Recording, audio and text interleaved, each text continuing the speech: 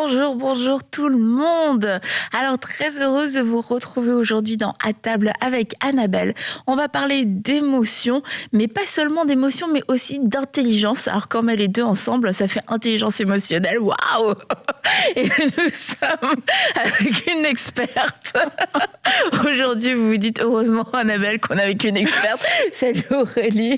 Bonjour, mais ce n'est pas de moi dont tu parles. Ah, mais nous parlons d'Esther qui est là pour la troisième fois. Oui, bonjour. Avec Annabelle. Bonjour Esther. Bonjour Esther. On est très contente de te recevoir aujourd'hui pour parler d'intelligence émotionnelle. Merveilleux. Sujet qui te passionne. Oh que oui. Ok, oui, oui. Parce que tu es toi-même consultante et formatrice en test d'intelligence émotionnelle. Et tu vas nous expliquer en fait c'est quoi, ça consiste en quoi exactement. Et puis aussi la nécessité, pas forcément de passer un test, mais bon, si on va en passer un, pourquoi pas. Ouais. Mais de pouvoir savoir c'est quoi les émotions, et où on en est aussi, nous, dans nos émotions, dans notre gestion, dans la manifestation de nos émotions, et l'impact que ça a aussi dans nos relations, parce que j'ai des émotions, t'en as, du coup, ça fait que ça crée quelque chose ou ça ne crée pas quelque chose. Tellement. Et de voir comment ça peut créer quelque chose de bon, que ce soit dans le milieu familial, mais aussi professionnel, le milieu ministériel, à l'église.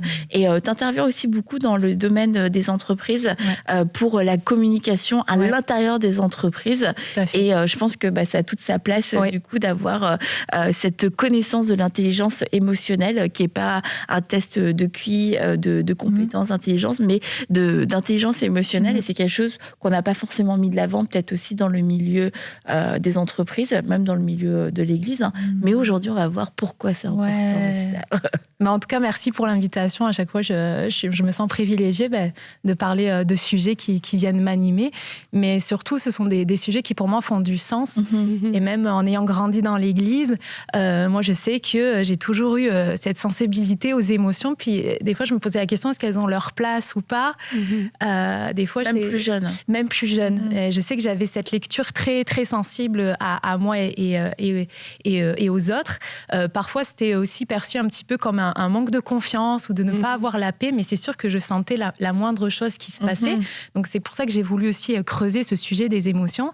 Et puis, plus je creusais, plus j'ai eu une lecture de la Bible en me disant, mais attends, Dieu, il nous a créés à son image et Dieu a des émotions. Et moi, ce que j'aime dans la Bible, quand on lit, c'est qu'on voit déjà, premièrement, que Dieu est un Dieu d'amour. L'amour, ça se manifeste. C'est un sentiment, c'est une émotion. Et j'aime le verset qui dit « Car Dieu a tant aimé le monde qu'il a donné son Fils ». Donc, ton émotion crée une action. L'amour de Dieu a créé une action, il a donné. On voit aussi que Dieu est un Dieu de compatissant, miséricordieux, lent à la colère. Donc, il manifeste sa bonté concrètement en bénissant son peuple. C'est aussi un Dieu en colère. Donc, l'émotion, la colère, Dieu vit la colère. Et elle va se manifester. On voit avec le peuple de Dieu, les Hébreux, envers Moïse, et comment aussi Dieu va gérer cette colère qui est saine. Mais on voit vraiment que les émotions font partie, en fait, de nous. Et on a été créé à l'image de Dieu. Autant on a le côté spirituel, physique, psychologique, mais on a le côté émotionnel. Et c'est de se reconnecter à ça. J'aime parler aussi d'équilibre, dans le sens où c'est pas de tasser les émotions en disant elles n'existent pas. Des fois, je sais pas, vous, dans quel milieu vous avez grandi? Un peu dans un milieu...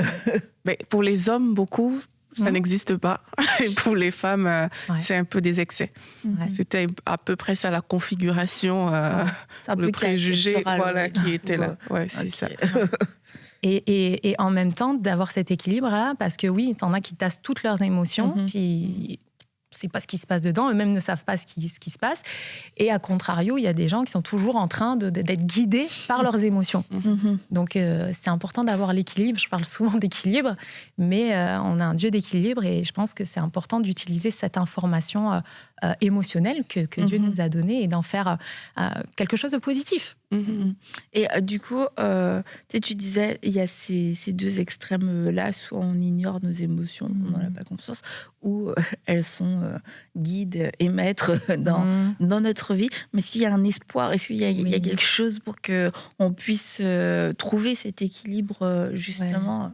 Justement, en parlant d'intelligence émotionnelle, si je peux vous donner la définition, en fait, l'intelligence émotionnelle, c'est un ensemble d'aptitudes émotionnelles et sociales qui, ensemble, vont établir la façon dont on se perçoit et la façon dont on va s'exprimer, la façon qu'on va développer et maintenir des relations humaines, la façon dont on va faire face aux défis et aussi la façon dont on va utiliser l'information émotionnelle de façon efficace et significative.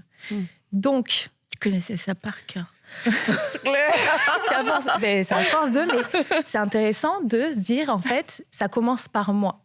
Ça commence à comment je me perçois et comment ce que je vis au-dedans de moi, comment je vais pouvoir l'exprimer de façon constructive. Ça passe aussi par les autres, comment je développe ces relations et je vais les maintenir. Et c'est aussi d'utiliser, comme je dis, l'information émotionnelle de façon significative, constructive. C'est pas de dire « oh, je vis une émotion, oh voilà, je vais tout... » C'est que, en fait, mes émotions me parlent. Elles me disent quelque chose. Et souvent, j'aime bien expliquer que souvent, ce sont des situations extérieures. On pense souvent que ce sont les situations extérieures qui génèrent l'émotion. Ouais. Mais ce sont nos pensées. Je pense que vous aviez déjà parlé de ce sujet-là, que nos pensées, en fait, elles alimentent nos émotions, qui créent une action et finalement qui créent un résultat. Moi, ce que j'aime, c'est utiliser des exemples de la Bible. J'aime souvent l'exemple de Moïse. Moïse voit une situation injuste. Qu'est-ce qu'il va faire face à cette injustice-là? Il va voir un Égyptien qui bat un Hébreu. Eh bien, il va être impulsif. Sa colère va l'amener à tuer l'Égyptien. Finalement, ça va se savoir.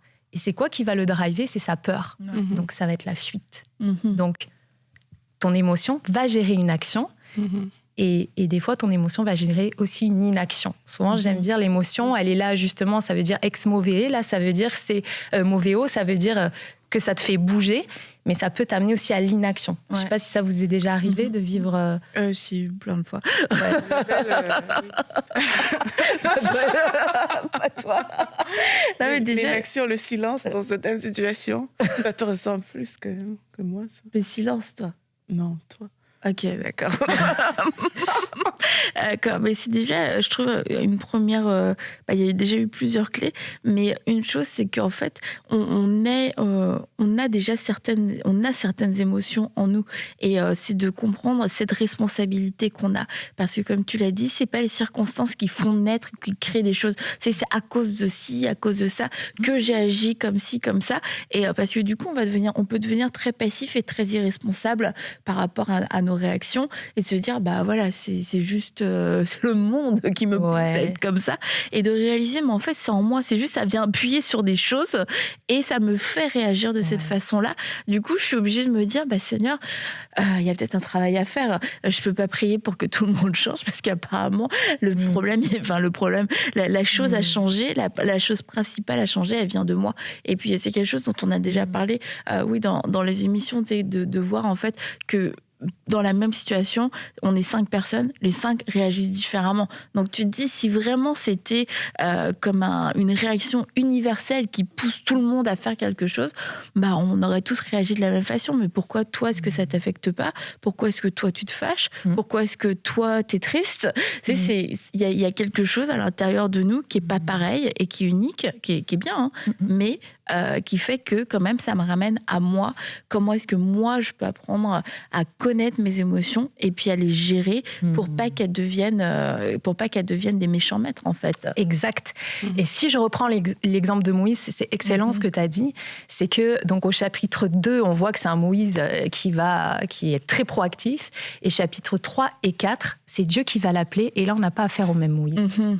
Et il est drivé par quelle émotion? La peur. Dieu l'appelle.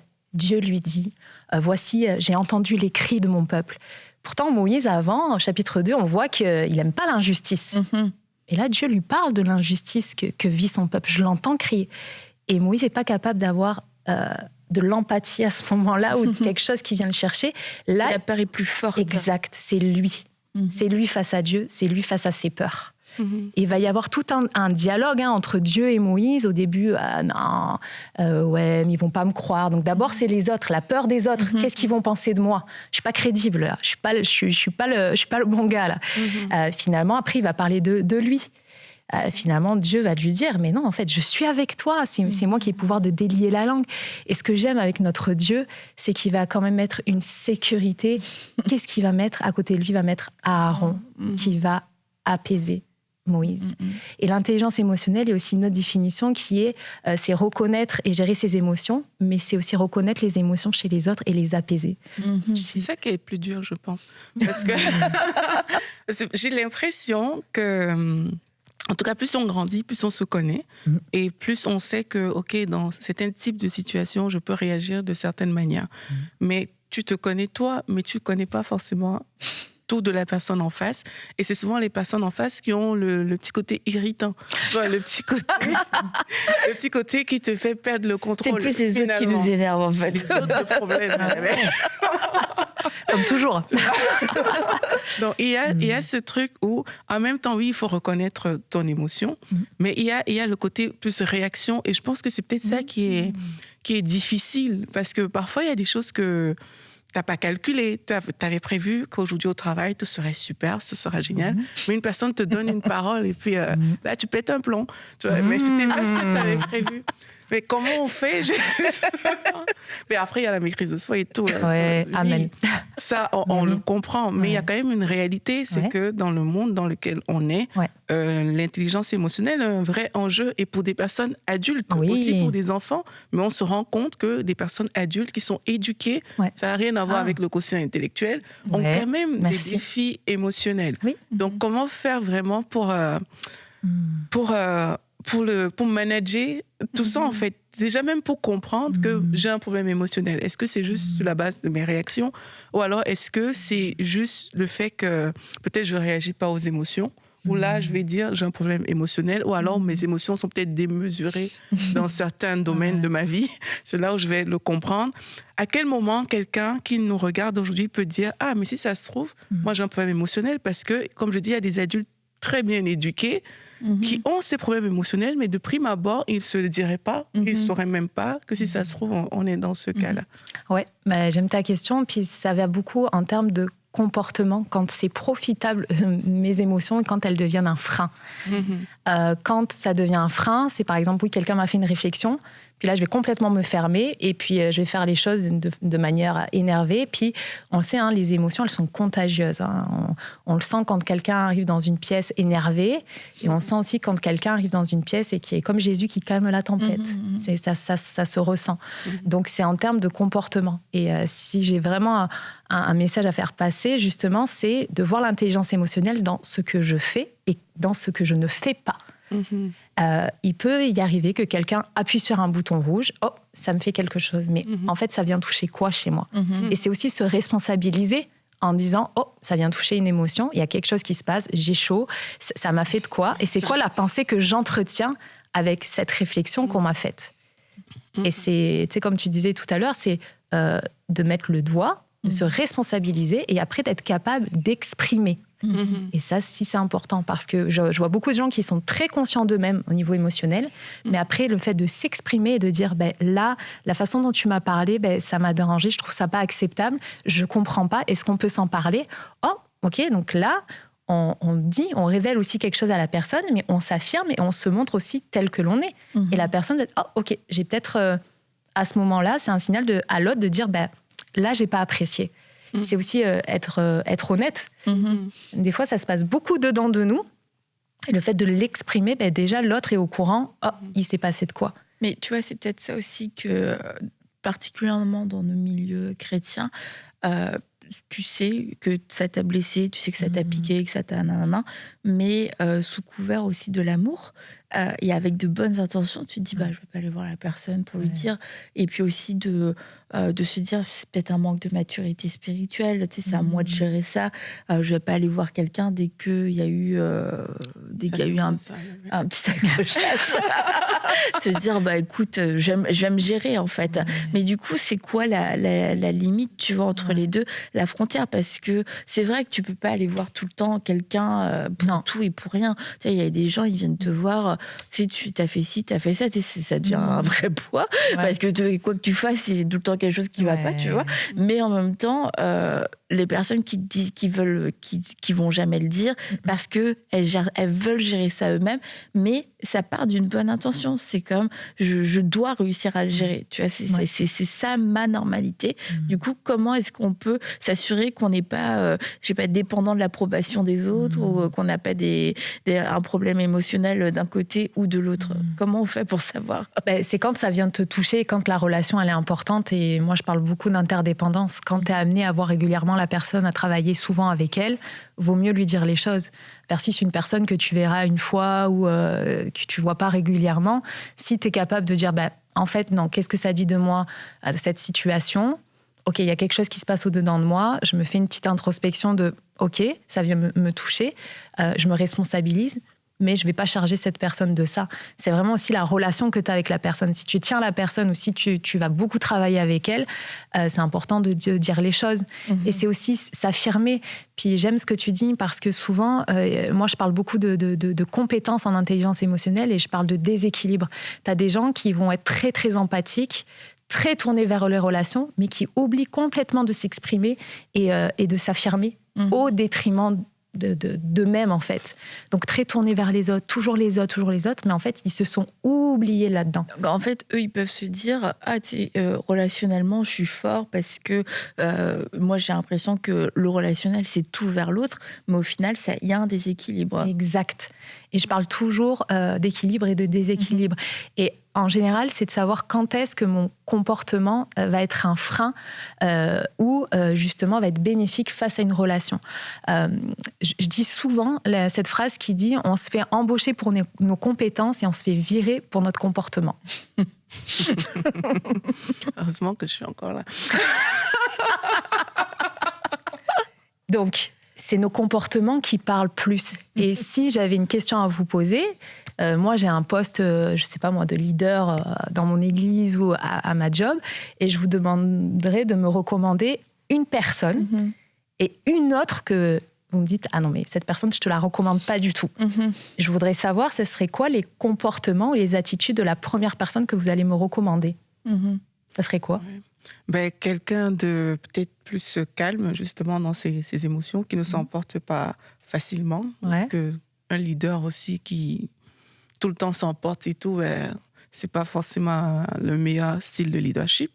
Et la personne que je te recommanderais pas, c'est aussi la personne justement qui tout le temps, à la moindre chose peut-être elle pleure, à la moindre chose elle s'emporte, à la moindre chose elle boude, elle se fâche et tout.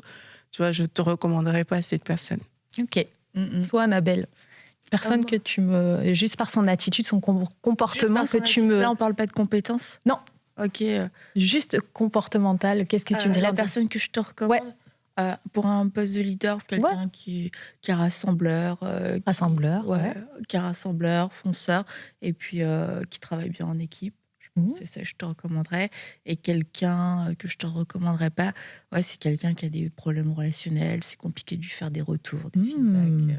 C'est ça. Donc là, c'est intéressant. Parce qu'en termes de comportement, à chaque fois, je ramène ça. C'est que quand je fais passer un test en intelligence émotionnelle, je parle de 5 échelles, qui est la perception de soi, l'expression de soi, les relations humaines, mais la prise de décision et la gestion du stress. Et tu vois, là, toi, tu vas me recommander quelqu'un qui est très tourné relation, quelqu'un qui est capable de recevoir du feedback. Donc là aussi, moi, je vois, il y a des personnes qui sont incapables de recevoir du feedback. On ne peut rien leur dire parce que ils ont une estime d'eux-mêmes qui est très, très élevée. Donc, en fait, tu n'as pas accès à eux. Toi, j'aime ce que tu dis aussi parce que quelqu'un qui boude, en fait, c'est quelqu'un qui se renferme. Puis, je ne sais pas si c'est agréable de travailler avec quelqu'un qui boude, mais c'est en termes de comportement. Gestion du stress, j'entends aussi ce que tu dis. Quelqu'un qui sait gérer, il peut se passer quoi que ce soit, mais j'arrive à quand même être capable de prendre des décisions, même quand il arrive un rush, etc. Donc, c'est vraiment en termes de compétences. Ces compétences, elles sont visibles, elles sont manifestes. Donc, cette intelligence émotionnelle, elle se manifeste par des comportements et par des actions. Donc c'est vraiment ça le fond. En fait, le truc, c'est que même des gens, ils peuvent se dire l'intelligence émotionnelle, pourquoi on parle de ça dans le milieu chrétien, c'est de la psychologie, blablabla. Mais en fait, qu'on le veuille ou qu'on le veuille pas, de toute manière, on a des émotions, et soit on les connaît, et soit on sait les gérer, soit on les connaît pas, et on ne sait pas les gérer. Mais, et que du coup, le fait de faire un test ou de connaître, d'avoir des connaissances, c'est des outils. C'est des outils qu'on devrait être prompt à utiliser, parce que Dieu nous a donné ces émotions-là, mais tout comme il nous a donné plein de choses, on apprend en fait. C'est notre vie d'humain, c'est qu'on doit apprendre et qu'on doit grandir. Et une des choses dans lesquelles on doit grandir, c'est ça, c'est nos émotions. Mais là, ce que tu apportes peut-être de supplémentaire, c'est cet impact que ça peut avoir. C'est pas genre juste moi avec moi-même. Et là, je pense que dans le fait d'avoir accepté, ok, je suis un être émotionnel, j'ai des émotions, parfait, il y a des grandes émotions, bon voilà, c'est pénible pour les gens, genre la colère, etc. Mais là, de voir qu'en fait, il y a tout cet environnement, et que comment Dieu a fait avec Moïse, comment Dieu a voulu le sécuriser, comment Dieu lui a parlé à plusieurs reprises, etc. Se dire, Dieu fait ce travail-là avec nous, et nous, on veut aimer les autres comme Dieu nous a aimés. Du coup, ça demande aussi un peu cet effort, cet exercice, qu'à force, on se dit, c'est compliqué les relations, c'est compliqué les émotions. Faut réfléchir, faut faut que je connaisse mon émotion, faut que je connaisse la tienne aussi. Là, faut que je combine avec ça. C'est pénible. Surtout dans nos sociétés qui sont de plus en plus individualistes. C'est beaucoup centré sur soi, le développement de soi. Mais l'intelligence émotionnelle, elle prend l'autre en compte. Est-ce que je suis capable d'écouter l'autre et assez pour comprendre ce qu'il est en train de vivre. Donc c'est aussi, c'est un regard vers soi, mais c'est un regard vers l'autre. Et je reprends la relation avec Moïse. À un moment donné, il y a, dans Exode 32, quand Dieu est en colère contre le peuple, il veut les exterminer, là. Je cherche pas, là, il me dit, attends, laisse-moi faire, je vais les exterminer. Et Moïse a apaisé la colère de Dieu. Je sais pas si vous vous rappelez dans ce passage-là, mais il lui dit, mais attends, les autres peuples, ils vont dire quoi? Alors tu les as fait sortir d'Égypte pour les détruire? Ne fais pas ça. Et c'est beau, parce que oui, la colère de Dieu a amené une action en disant je vais... Après, lui, s'est énervé sur le peuple. Oui, mais ils sont pas morts. Pas tous. Pas tous, mais tu vois, Dieu, il a été capable d'écouter quelqu'un. Et ça aussi, l'intelligence émotionnelle, elle t'amène à être capable d'écouter le conseil de l'autre, en disant, ok, ça peut être un avis différent. Et puis, tu sais, quand je parlais de prise de décision, de ne pas être sous le coup de l'impulsion, contrôle des impulsions, et d'être capable de prendre une décision qui est juste. Donc, c'est aussi intéressant. Tu peux nous dire, c'est quoi les grandes catégories de l'intelligence émotionnelle? Alors, tu as la perception de soi, avec l'amour de soi, la réalisation de soi et la conscience de soi. Donc, je parle souvent du moi intérieur. Tu as l'expression émotionnelle, où là, l'expression émotionnelle, c'est soit comment on va s'exprimer, c'est comment on va s'affirmer, et c'est aussi comment on va être indépendant. Parce que des fois, tu as des gens qui sont très dépendants ou indépendants dans les relations. Tu as aussi tout ce qui est les relations humaines. Donc là, on va parler de relations humaines, d'empathie et de responsabilité sociale. On parle aussi donc de prise de décision, de contrôle des impulsions, de sens de la réalité aussi, et comment je vais prendre les décisions. Puis finalement, la gestion du stress avec la flexibilité, la tolérance au stress et l'optimisme. Parce que l'intelligence émotionnelle, elle a aussi un impact sur le bien-être de quelqu'un. C'est fou. Et puis quand quelqu'un va bien, comment il est avec les autres? Sympa.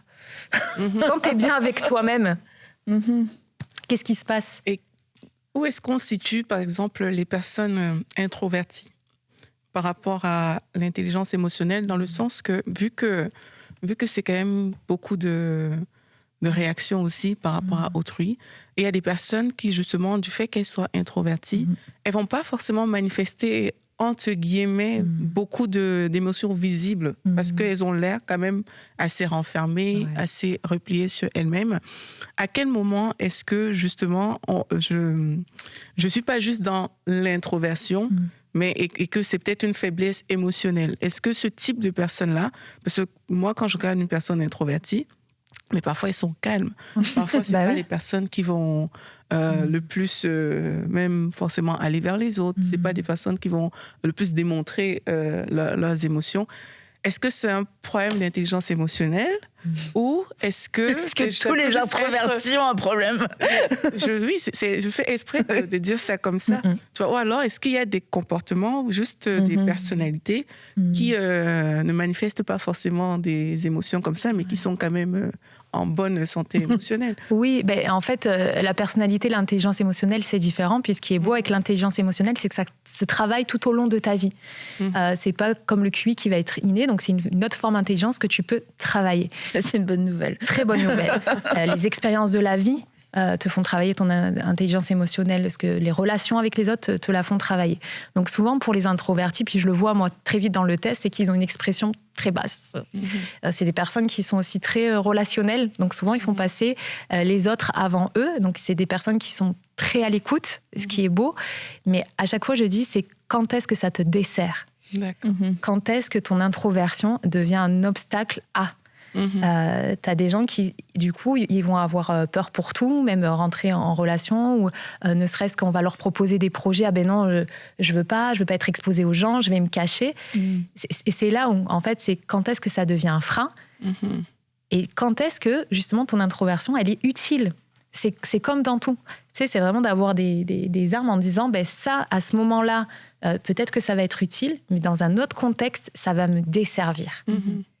Et pareil pour les extravertis, oui. Parce que les extravertis peuvent aller dans d'autres extrêmes par rapport même à l'expression d'eux-mêmes, l'affirmation d'eux-mêmes. Oui. Ça peut être complètement excessif, dans le sens où tu prends beaucoup de place, tu parles de toutes tes émotions, tu les étales, tu as un livre ouvert, tu n'as pas de limite dans ce que tu partages. Et du coup, là aussi, on touche à un autre déséquilibre. Exactement. Pareil. En général, ce qui est drôle, parce que ma sœur fait des tests en intelligence, en profil Nova, donc les personnalités, et puis moi en intelligence émotionnelle, puis des fois extraverti, je le vois directement sur les résultats. Quelqu'un qui parle toujours de lui, tout le temps, qui est au centre de tout. On ne peut pas faire de réflexion, on peut rien, enfin pas de réflexion, mais de remarques. Ça le dessert aussi. Parce qu'en fait, il n'a jamais le feedback des gens, il ne peut jamais s'améliorer, et finalement, ça devient un frein pour lui, et ça même dans son leadership, ou dans ce qu'il a à faire, c'est que ton comportement va devenir un frein. Donc, c'est vraiment de se poser, de dire à quel moment ce comportement est un frein pour moi. Quand je parle tout le temps, quand je suis toujours en train de parler de moi, est-ce qu'il y a une information que je rate? Et souvent, c'est l'information des autres. C'est ça. C'est ça. Et du coup, tu disais, c'est les expériences de la vie qui peuvent nous faire grandir, mais ça peut aussi nous faire diminuer, non? Les coups, la mauvaise gestion, le fait d'avoir été blessé, d'avoir été déçu. Est-ce que ça peut aussi avoir un impact, mais négatif?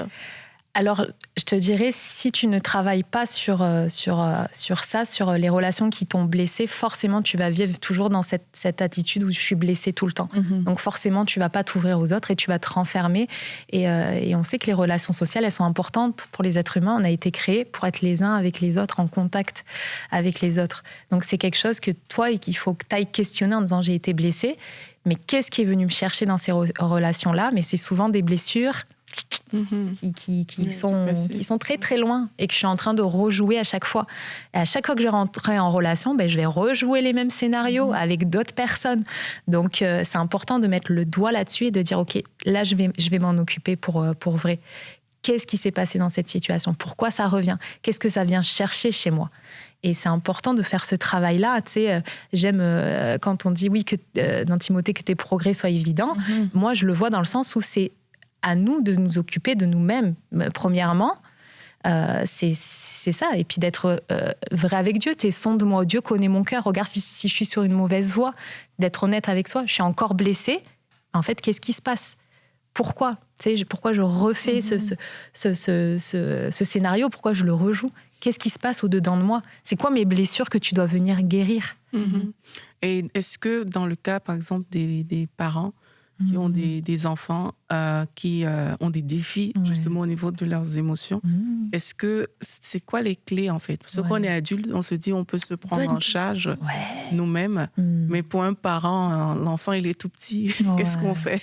Déjà, on sait que les enfants ils vont maturer émotionnellement plus tard, c'est vraiment à l'âge adulte où même on va pouvoir faire des tests. Donc un enfant il vit ses émotions, donc c'est là aussi on se dit mais pourquoi on les a tant tassés?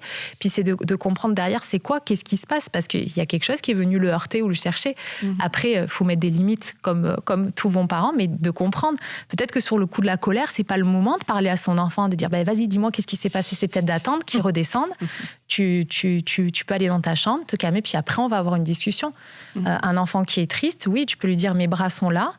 Tu n'es pas obligé de parler, de suite comprendre pourquoi tu es triste, qu'est-ce qui se passe, d'attendre que cette émotion redescende et après d'avoir une discussion. Qu'est-ce qui s'est passé ? Pourquoi il y a eu ça ? Pourquoi tu es énervé ? Qu'est-ce qui s'est passé à l'école ? Il s'est peut-être passé quelque chose à l'école, mais peut-être l'enfant, sous le coup de l'émotion, il n'est pas capable de dire, ou la colère, c'est venu chercher là. Donc attendre, des fois que ça s'apaise, et après d'entamer une discussion. Des fois, en tout cas moi en tant que mère, souvent, je voulais comprendre de suite. Qu'est-ce qui va pas ? Qu'est-ce que je peux faire de suite ? Puis moi, d'apprendre à dire, on va poser, et puis je vais la laisser se reposer là-dessus. Puis après, on va entamer une discussion sur c'est quoi qui s'est passé. Puis tu aides l'enfant à mettre des mots sur ce qu'il a vécu, ce qu'il a ressenti. OK. Puis la prochaine fois, qu'est-ce que tu ferais dans cette situation ? Puis tu sais, c'est vraiment d'être comme un parent coach et de lui dire, voici, ça suscite une émotion forte, là, c'est venu te chercher. C'est venu chercher quoi ? L'injustice. Oh, OK. Je pense que Dieu a mis en nous ce truc, cette justice qu'on a besoin.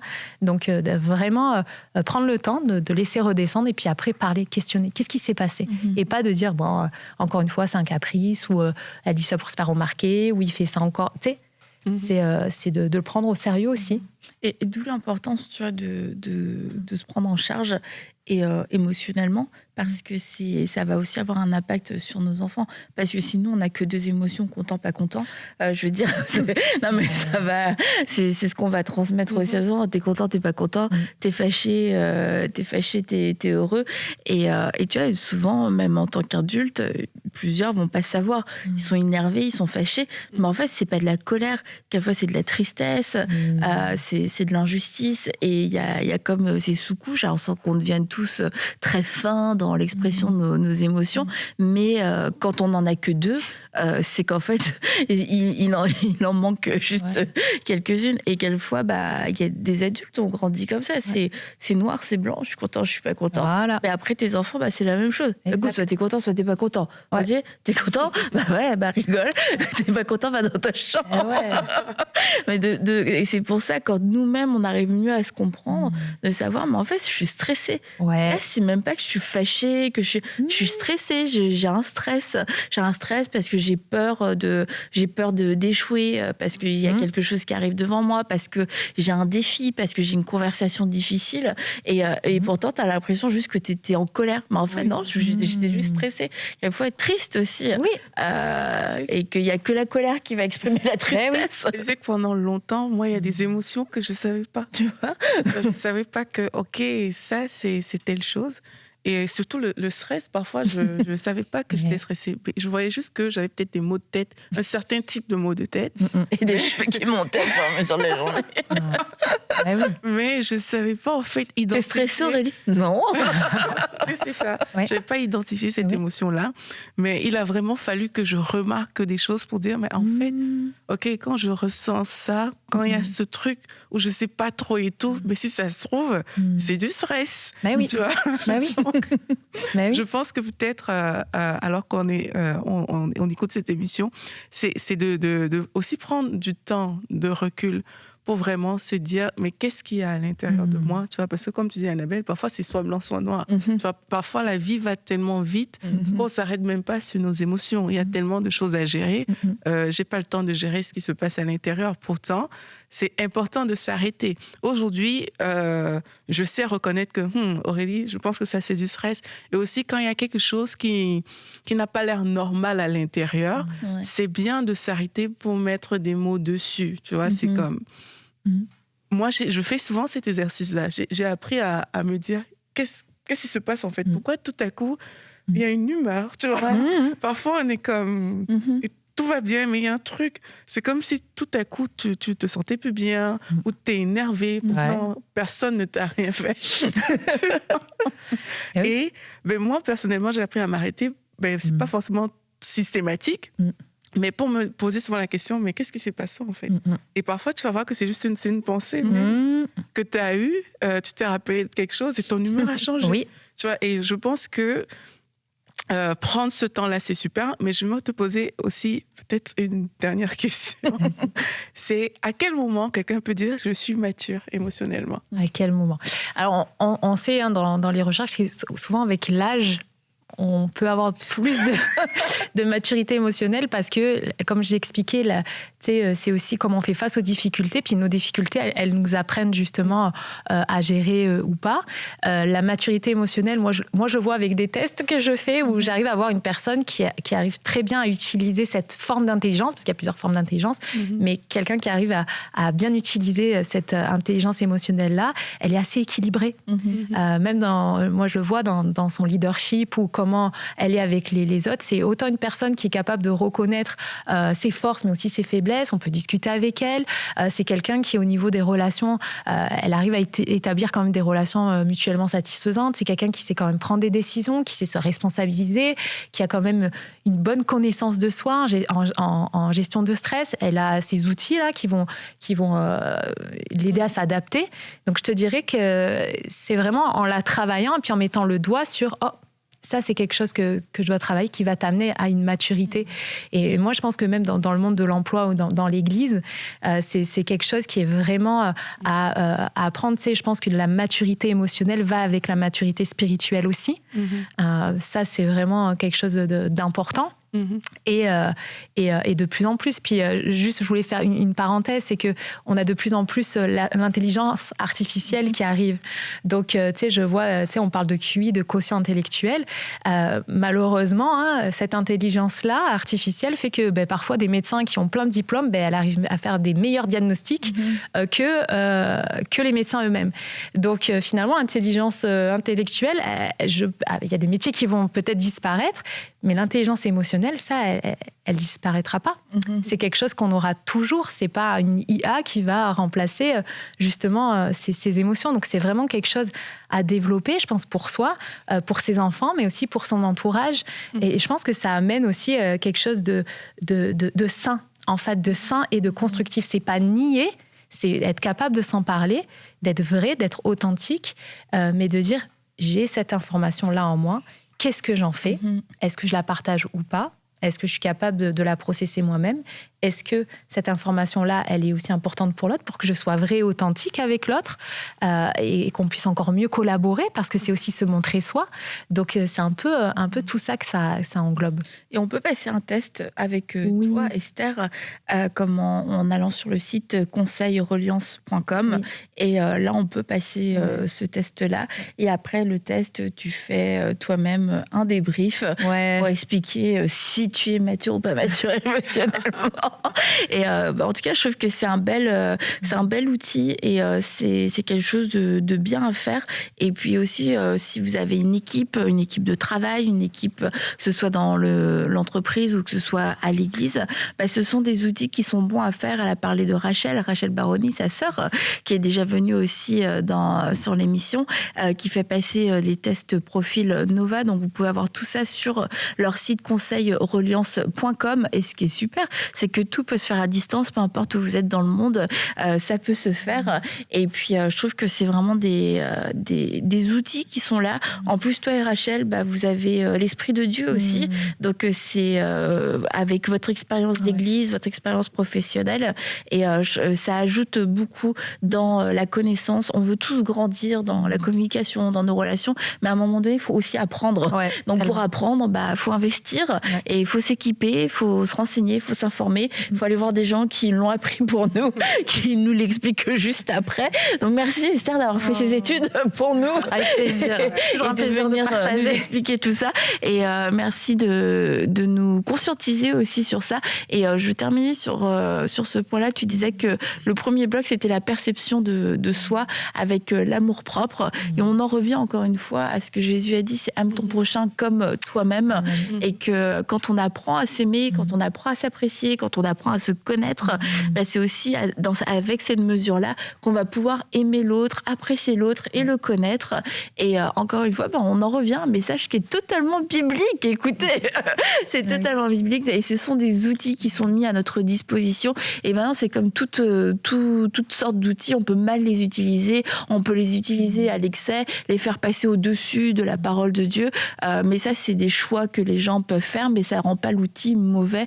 Au contraire, il est excellent. Donc, merci à toi de t'être perfectionnée dans ce domaine. Merci, Esther. Ouais, merci Esther. Tu veux faire le test, Aurélie? Oui, avec Bon, peut-être un nouveau test en perspective. On verra si tu voudras le partager dans la table. Alors, nous, on se retrouve vendredi. On se dit bye bye.